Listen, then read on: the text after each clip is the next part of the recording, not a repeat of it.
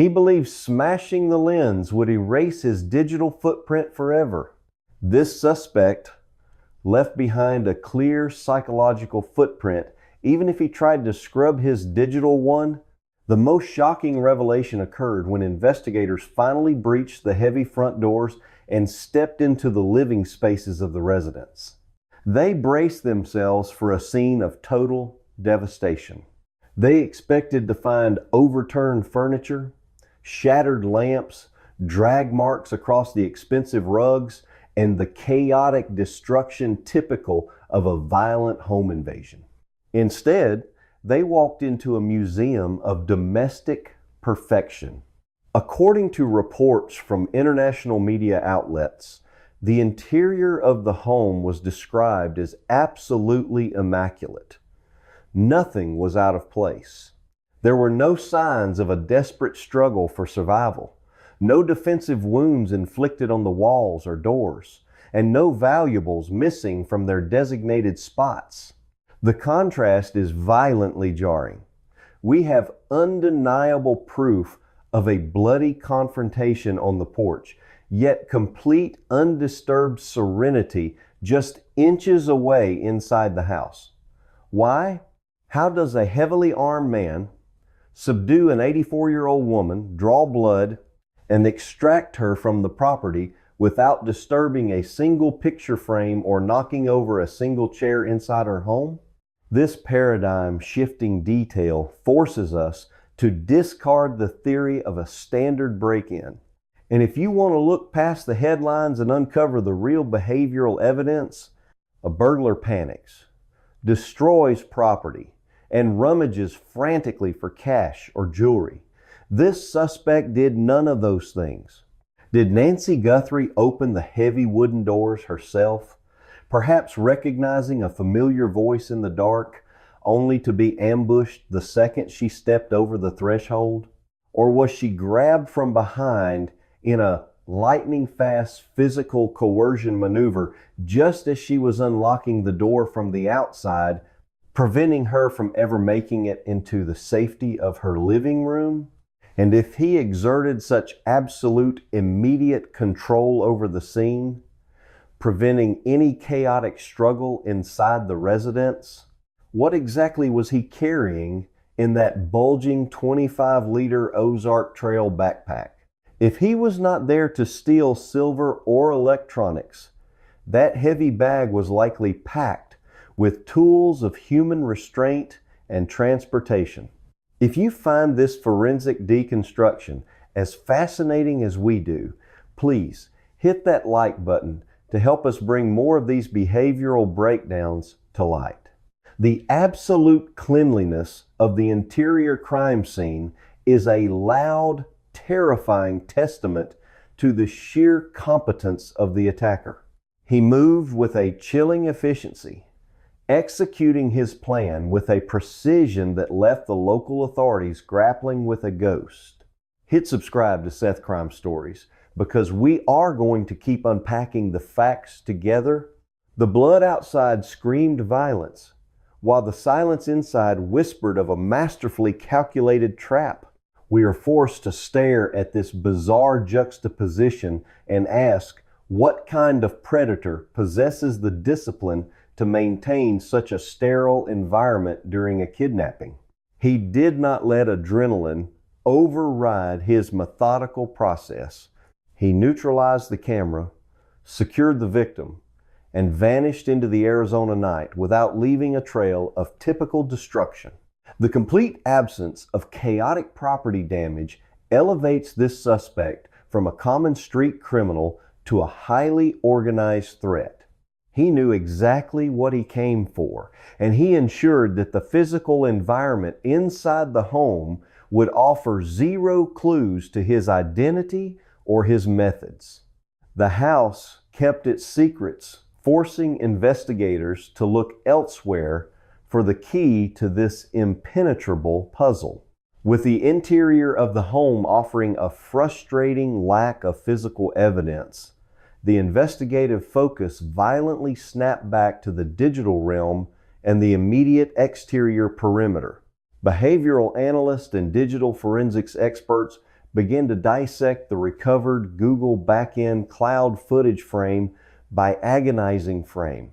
They stared at the masked man, isolating the massive 25-liter Ozark Trail backpack strapped tightly to his shoulders. We have to examine exactly why a heavily armed individual would target this specific doorstep. In the context of the immaculate interior and the missing victim, that bag transformed from a simple piece of luggage into a highly sinister piece of evidence. Investigators strongly suspected that it served as a specialized kidnapping kit. A bag of that volume could easily conceal heavy rolls of industrial duct tape, heavy-duty zip ties, chemical sedatives, or specialized restraints necessary to silently subdue and transport a human being against their will. The presence of this specific equipment unequivocally establishes premeditation. This was a targeted operation constructed over days or weeks of planning, completely erasing any lingering theory of a random crime of opportunity. Driven by the urgency of an active abduction, law enforcement launched a massive, aggressive dragnet across the Catalina foothills. Heavily armed special weapons and tactics teams were mobilized, executing high-risk tactical sweeps outward from the Guthrie residence. They cordoned off a sweeping 2-mile radius, locking down the affluent community in a desperate search for the masked man and his victim. The quiet desert air was shattered by the sound of armored vehicles and shouting officers as they descended upon properties exhibiting suspicious activity. Let us look closer at the recovered frames. During this intense operational phase, authorities detained several individuals, placing them under strict custody for rapid interrogation. The community held its breath, hoping that one of these swift tactical strikes had captured the ghost who orchestrated the abduction. However, the aggressive push yielded devastatingly hollow results. After intense questioning and rapid verification of alibis, authorities were forced to release the detained individuals without filing any charges. It was a bitter case of mistaken identity, a frustrating dead end that drained valuable resources and precious time in the critical early days of the search. The suspect profile generated from the doorbell camera was simply too generic. 5 foot 9 inches, average build, wearing entirely black clothing, and a ski mask. This description could match thousands of men in the greater Tucson area. The tactical gear, the gun holster, and the Ozark Trail backpack were off-the-shelf items, easily purchased with cash at any local sporting goods store without leaving a paper trail. The way he moved lacked the frantic energy of a common burglar. The tactical raids, despite their overwhelming show of force, failed to pierce the armor of anonymity the suspect had so carefully built. The failure of the neighborhood sweep forced the crime scene technicians to return to the blood-stained porch, the only place where the suspect had made a tangible mistake. They dropped to their knees, utilizing specialized forensic lighting and chemical reagents to sweep every microscopic ridge of the stone entryway. They knew that in a violent physical struggle, even one executed with military precision, the transfer of trace evidence is virtually inevitable. Low-card exchange principle dictates that every contact leaves a trace, and the investigators were desperate to find whatever the suspect had unknowingly left behind in the dark. Their painstaking efforts eventually focused on the area immediately surrounding the blood droplets. The entire investigative machine ground to a halt realizing that the overwhelming force of a tactical sweep could not accomplish what a single cotton swab on a stone porch might achieve.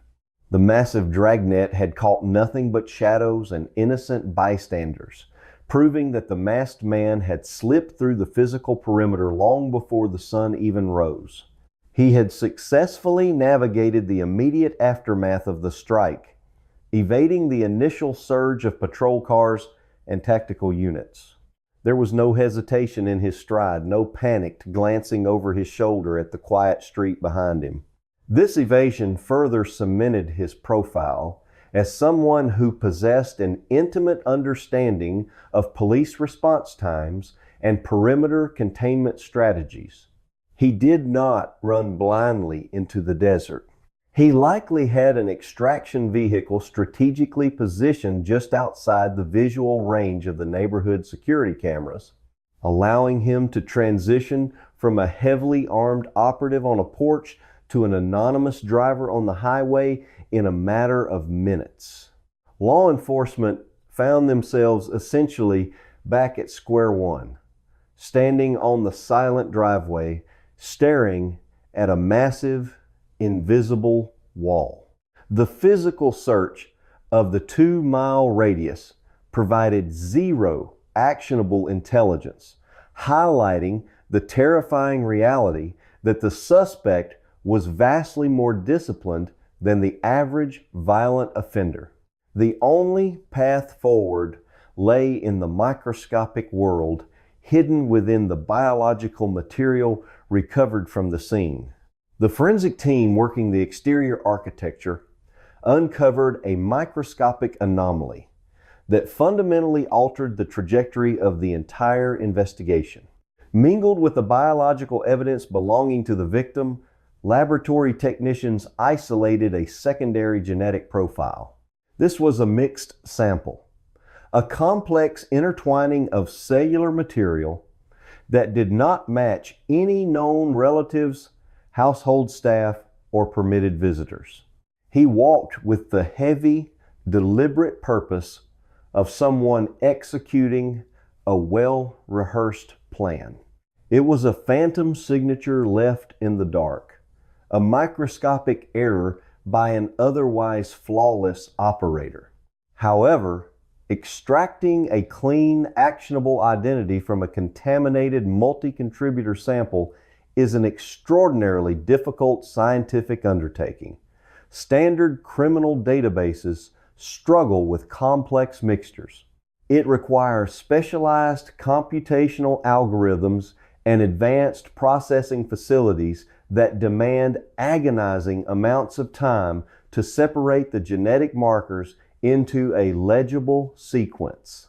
While the scientists meticulously untangled the biological threads in a sterile laboratory, the detectives on the ground faced a rapidly deteriorating operational environment.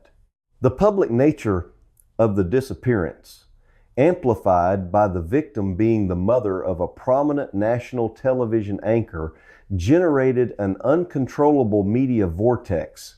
This intense national spotlight inevitably attracted opportunistic predators seeking to exploit the devastating vulnerability of the grieving relatives. Weeks into the agonizing silence, a communication finally breached the void. A detailed demand was delivered, claiming custody of the missing 84-year-old and outlining specific financial requirements for her safe return. For a brief, terrifying moment, the narrative seemed to align with a traditional kidnapping for profit scenario. The authorities mobilized negotiation protocols, hoping this was the breakthrough they desperately needed. Every movement was calculated to minimize exposure while maximizing control over the entryway. But digital trace analysis and communication forensics quickly dismantled the cruel illusion. The electronic demands were traced back to an individual named Derek Colella, a man with zero physical connection to the crime scene or the suspect profile. He was swiftly apprehended by federal agents and charged with executing a malicious extortion hoax attempting to capitalize financially on a high-profile tragedy. This interference was not just morally bankrupt, it was operationally catastrophic. Every detective assigned to the task force understands that time is the enemy of a safe recovery. The longer the silence stretches, the darker the statistical probability of a positive outcome becomes. The Colella distraction was a devastating blow to their momentum, a cruel detour that cost them the most valuable asset in any kidnapping investigation, which is the immediate 48-hour window following the abduction. It forced authorities to divert critical manpower, surveillance assets, and analytical processing power to chase digital shadows, wasting irreplaceable investigative hours, while the true perpetrator remained completely insulated from law enforcement pressure. The recovery of this cloud data shifted the entire investigation from a simple missing persons case to a high-stakes forensic puzzle. The Colella incident highlighted a secondary tragedy within the case: the terrifying vulnerability of desperate families to psychological manipulation from outsiders. To cut through the static noise of hoaxes and incentivize anyone harboring legitimate intelligence, the family authorized the release of a staggering $1 million reward. This unprecedented sum was not a simple plea for sympathy, but a calculated financial strike designed to fracture the loyalty of the criminal underworld. A bounty of that magnitude is specifically intended to make accomplices talk, to turn criminal associates into federal informants, and to shatter whatever code of silence the primary suspect relied upon. It was a strategy engineered to make the kidnapper a liability to anyone who knew his identity. Yet, despite the massive financial incentive and the relentless national broadcasting of the case, the informational vacuum remained absolute. The reward money sat untouched in a bank account. The dedicated tip line failed to produce a single credible sighting or actionable lead. The sprawling, rugged desert landscape surrounding the greater Tucson area yielded zero physical secondary locations or discarded evidence. The masked man stepped onto the porch just hours past midnight, lifting a heavy tool to shatter the doorbell camera into pieces. It forces us to ask what he intended to do with the contents of that black backpack. As the days bled into weeks, and weeks threatened to become months, the fundamental premise of the crime began to fracture under the weight of the silence. Kidnappings engineered for financial extraction are inherently loud operations. They require communication, proof of life verification, and complex logistical arrangements to transfer funds without triggering federal tracking systems. A kidnapper holding a high-value target for $1 million payout does not simply vanish into the ether and sever all contact with the outside world. The absolute, unbroken silence from the entity who executed the breach is the most deafening piece of evidence in the entire dossier. If this heavily armed, meticulously prepared individual did not breach the estate to empty a safe, and if he did not take the victim to leverage a massive ransom, the investigation must confront a truly terrifying vacuum of motive. What exactly drives a tactical operative to orchestrate a flawless, silent extraction of an elderly woman and then demand absolutely nothing in return? We want to hear your analytical perspective on this glaring anomaly. So, drop your theories in the comments below regarding what true objective could justify this level of operational discipline and subsequent total radio silence?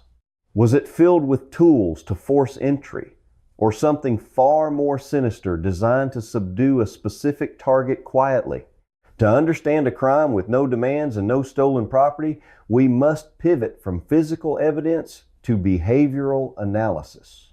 We have to look at the psychological architecture of the event.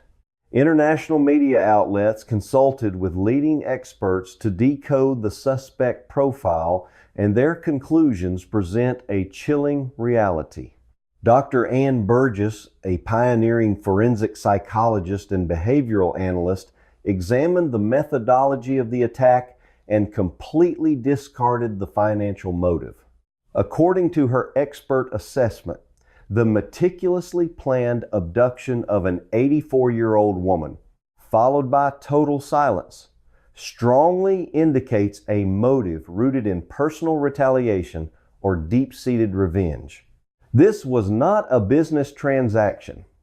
It was a targeted strike designed to inflict maximum psychological devastation on the victim or her immediate circle. Dr. Burgess suggests that the perpetrator is either a direct acquaintance or someone who has thoroughly studied the interpersonal dynamics of the family. He bypassed valuable assets because his sole objective was the removal of the human target.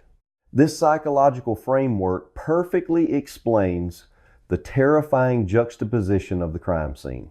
The answers lie hidden in the subtle details of his approach. The reason the interior of the home remained utterly immaculate is that the attacker operated with a singular, blinding focus. He did not care about jewelry, electronics, or cash. He cared only about executing the extraction and maintaining absolute control over the physical environment to prevent leaving trace evidence. A thief is distracted by greed. A professional hitman or retaliatory stalker is driven by mission completion. Former prosecutor Matt Murphy corroborated this behavioral assessment, pointing out that the operational security demonstrated by the suspect points directly to a career criminal. The suspect methodology, the use of tactical gear to obscure identity, the specific choice of a high-volume transport bag, and the systematic destruction of the recording device all indicate an individual with extensive experience navigating the criminal justice system. This is someone who has likely served time, learned from past mistakes, and understands exactly how forensic investigators build cases. He knew that leaving a chaotic scene generates hundreds of data points for police to analyze, from overturned furniture to dropped tools. By keeping the interior pristine, he starved the crime scene technicians of the behavioral data they desperately needed. Details that law enforcement and behavioral analysts are tearing apart frame by frame to understand he controlled the environment so thoroughly that his only error was the biological transfer on the exterior threshold. This individual did not stumble into this crime by accident. He executed a mission with a terrifying level of precision. The realization that this was an act of personal vengeance, executed by a seasoned professional, shifts the entire landscape of the investigation. The suspect is not hiding in a remote cabin waiting for a ransom drop. He is likely embedded within the community, maintaining a facade of normalcy while watching the investigation spin in circles. The silence is not a mistake, it is the intended outcome. The goal was not to negotiate, but to erase. This chilling profile forces law enforcement to comb through decades of personal and professional connections, looking for grievances, perceived slights, or buried animosities that could trigger such an extreme calculated response. Mind. of a man who thought he could simply smash his way into a quiet life and walk away completely unseen. It means the monster is not a random predator roaming the desert, but a specific entity whose path inevitably crossed with the victim at some point in the past. He planned the strike to look like a standard home invasion gone wrong, but his own discipline betrayed his true intent. He was too clean, too quiet, and too patient. The lack of a ransom note is not an oversight. It is the ultimate signature of a killer who has already achieved his primary objective. He wanted the family to suffer the ambiguity of the unknown, turning the absence of information into a psychological weapon. If you find this level of behavioral profiling critical to understanding complex cases, please share this video with others who analyze criminal psychology, because understanding the mind of the offender is the only way to anticipate their next move. The integration of Dr. Burgess and Matt Murphy insights transforms the masked man from a faceless burglar into a highly specific archetype. He is a retaliatory offender, armed with the knowledge of a career criminal, operating with the cold detachment of a professional. The Catalina Foothills neighborhood in Tucson is characterized by its sprawling estates, manicured desert landscapes, and a profound sense of insulated security. This profile narrows the search grid significantly, moving away from opportunistic thieves and focusing intensely on individuals with the capacity for sustained, calculating malice. The authorities are no longer looking for someone who needs $1 million. They are hunting someone who needed to settle a score, someone who viewed the 84-year-old woman not as a financial asset, but as a target for destruction. This shifts the paradigm entirely, making the investigation infinitely more dangerous and complex. With the behavioral profile pointing toward a targeted, retaliatory strike by a seasoned offender, the investigative strategy must abandon the hope of a ransom negotiation and focus entirely on the microscopic reality of the crime scene. The massive tactical sweeps and the public appeals for information have yielded nothing but silence and misdirection. The suspect has proven that he can outmaneuver standard patrol responses and insulate himself against financial bounties. Therefore, the resolution to this agonizing mystery does not lie in the sprawling desert or the digital networks. It is the kind of enclave where violent crime is a statistical anomaly, but in the sterile, controlled environment of a specialized forensic laboratory.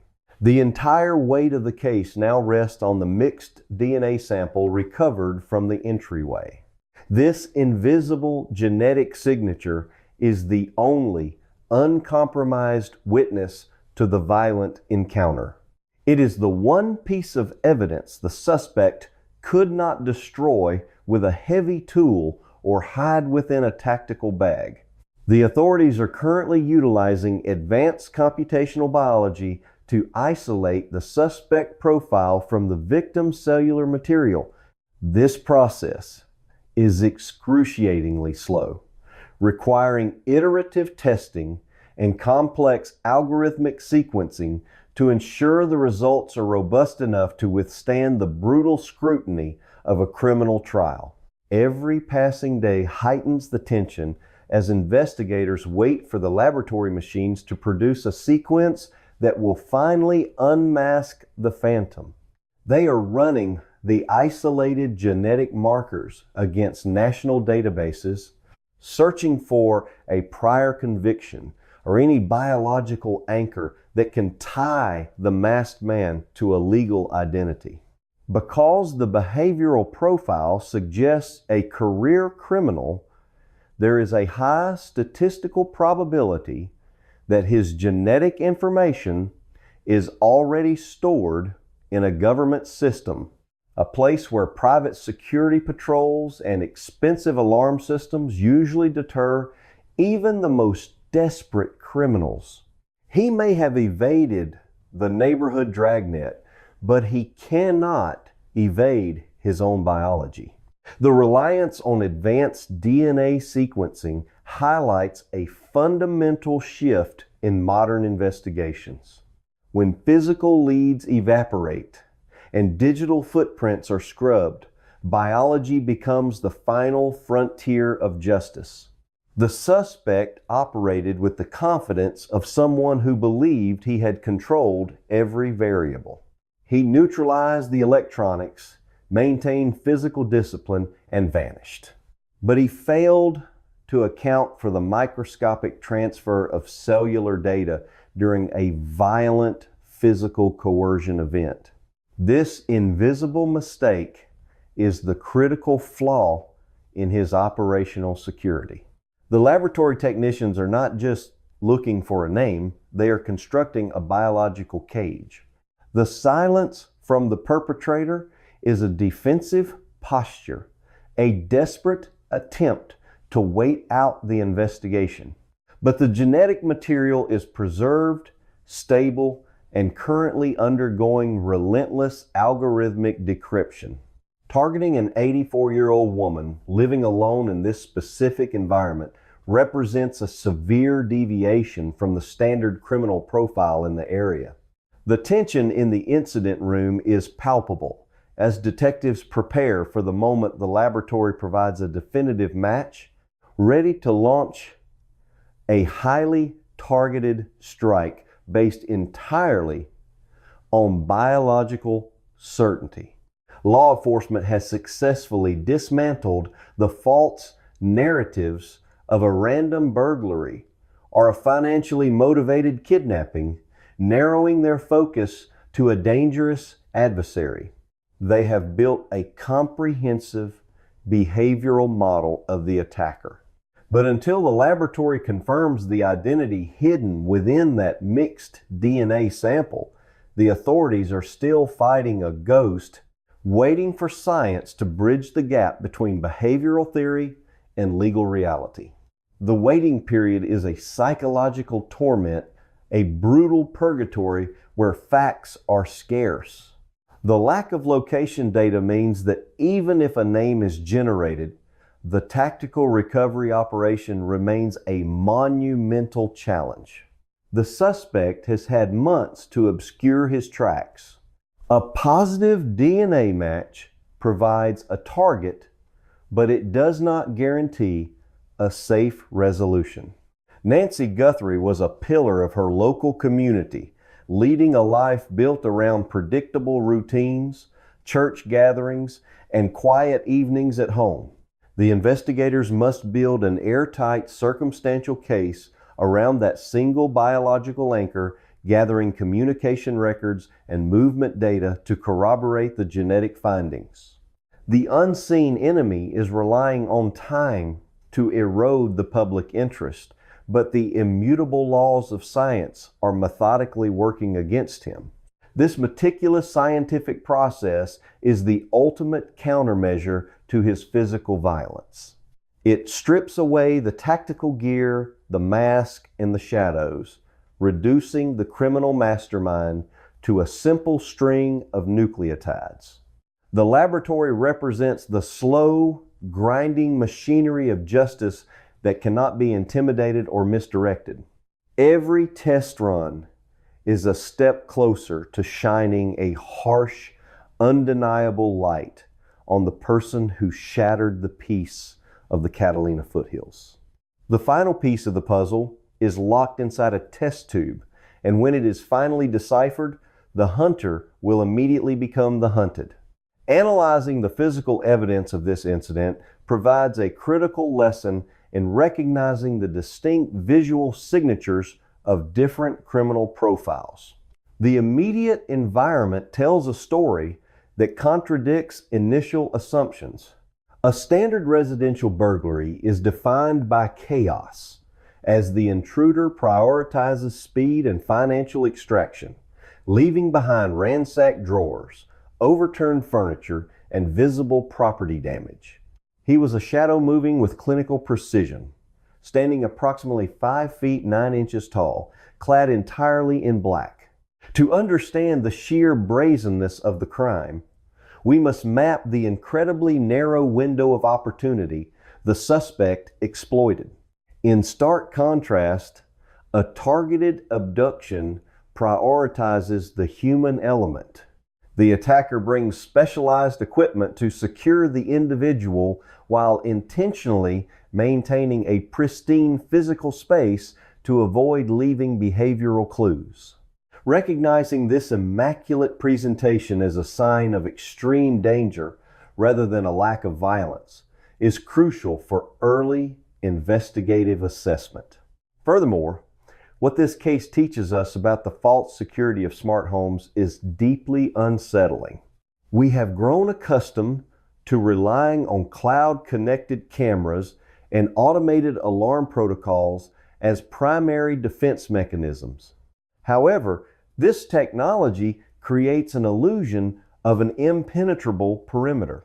While digital surveillance is an exceptional tool for post-incident evidence collection, capturing the physical dimensions and equipment of an intruder, it is not a physical barrier.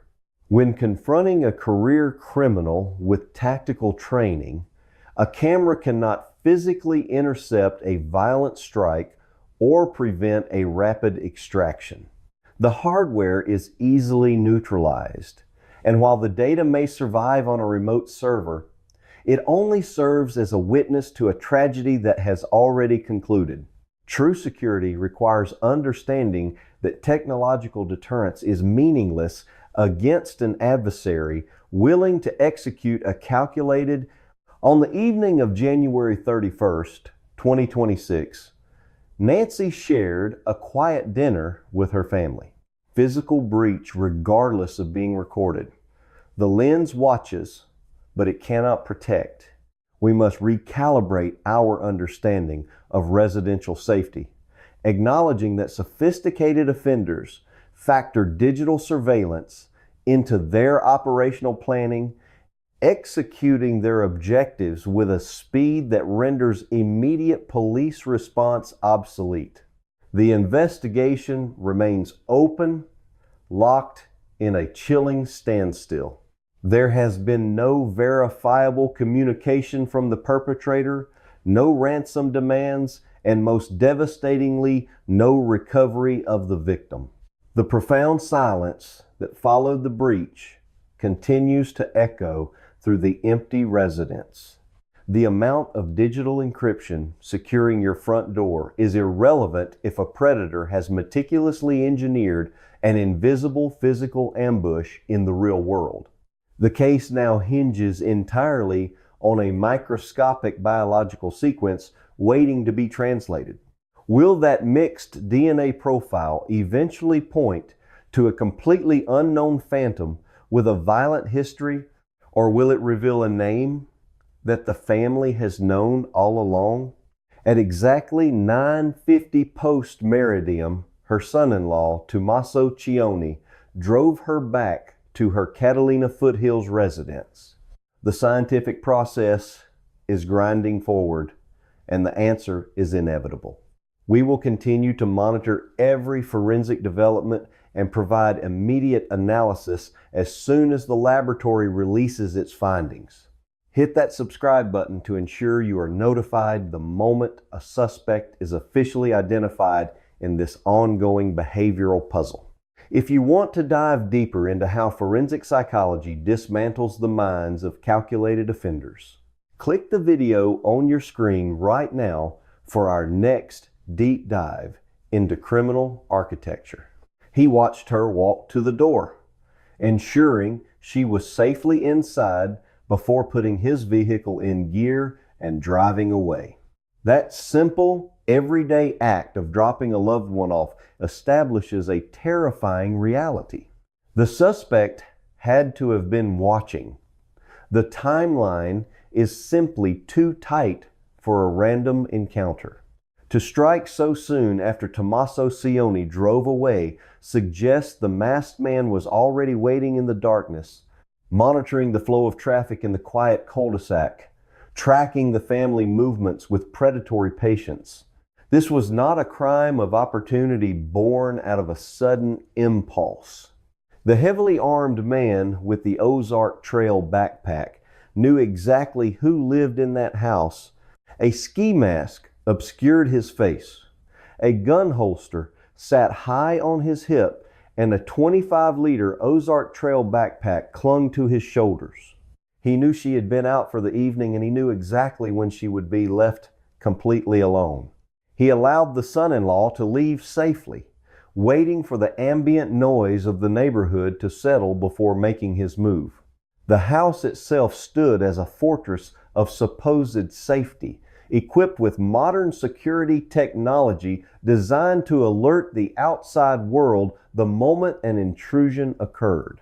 Yet, as the taillights of her son-in-law faded down the winding desert road, the environment around Nancy shifted from a sanctuary into a trap.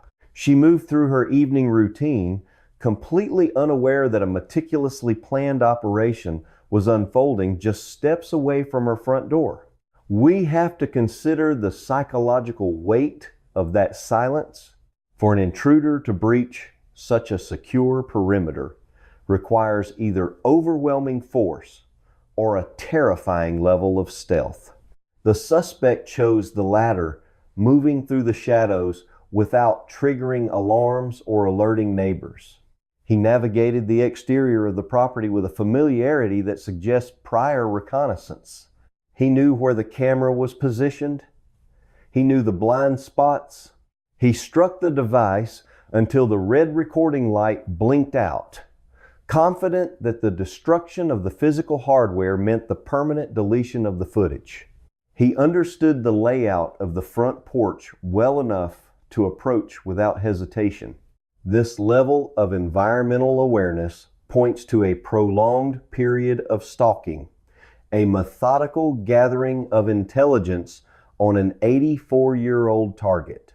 As the clock ticked past midnight, moving into the early hours of February 1st, the illusion of safety in the Catalina foothills evaporated.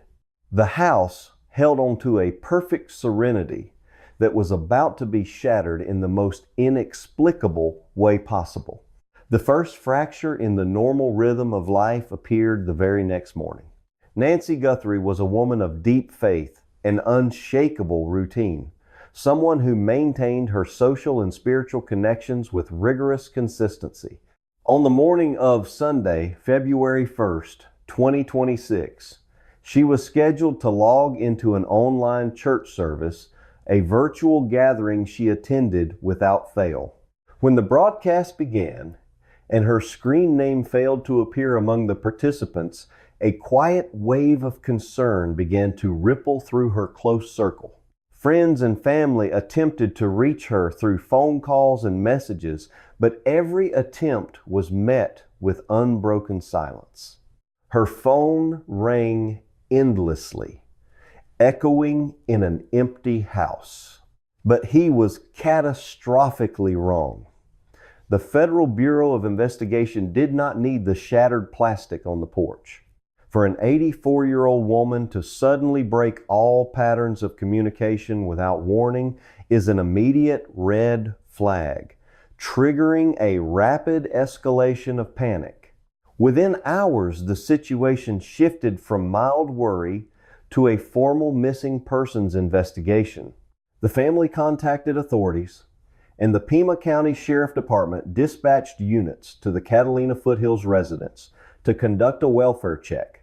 As patrol cruisers navigated the winding, sunlit roads of the affluent neighborhood, the officers likely expected to find a medical emergency, perhaps a slip and fall, or a sudden health crisis.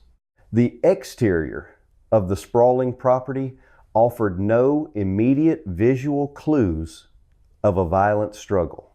The desert landscaping was undisturbed. The windows were fully intact, and the heavy front doors showed no obvious signs of forced entry with a heavy tool. The quiet neighborhood stood completely still under the morning sun, revealing nothing about the nightmare that had unfolded just hours prior.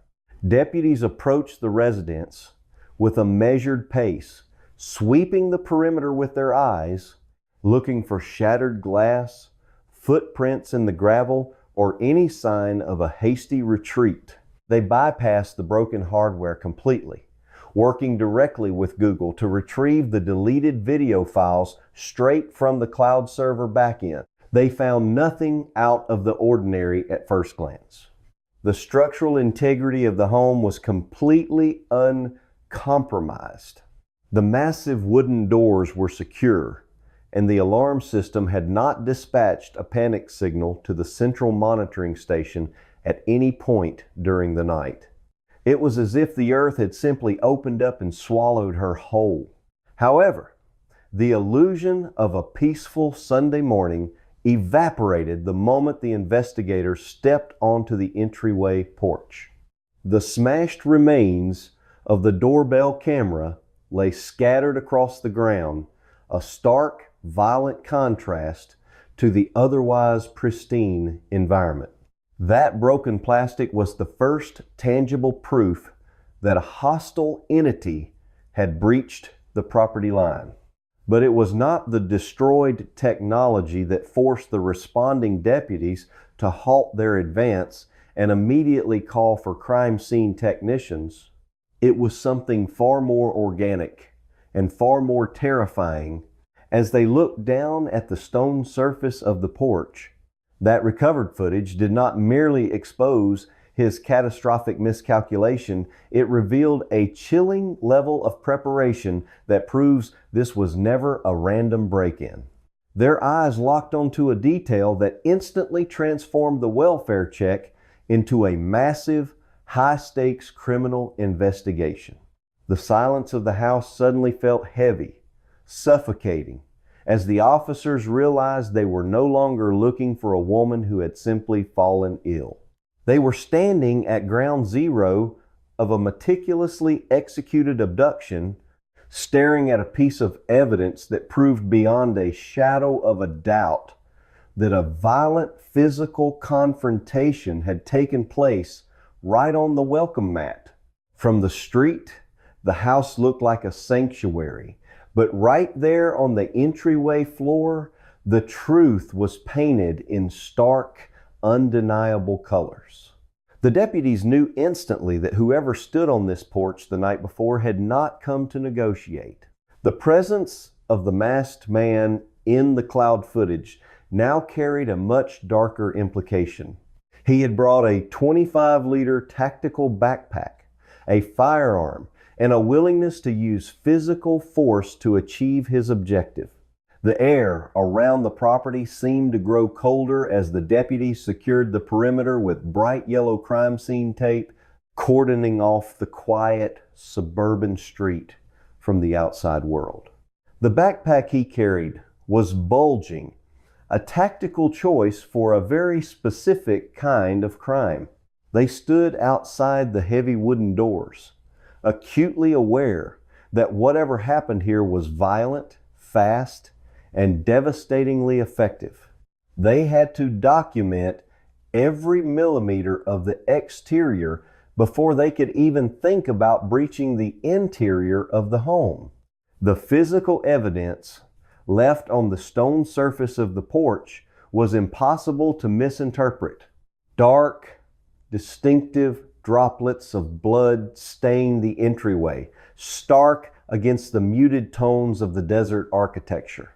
Crime scene technicians painstakingly collected these samples, swabbing the stone and rushing the material to the forensics laboratory for rapid processing. The subsequent DNA analysis confirmed the absolute worst fears of the family and the investigators. The blood belonged to Nancy Guthrie. This indisputable biological evidence proved that physical harm had been inflicted upon the 84-year-old woman exactly at the threshold of her home. The presence of her blood outside the house creates a chilling narrative of the initial encounter.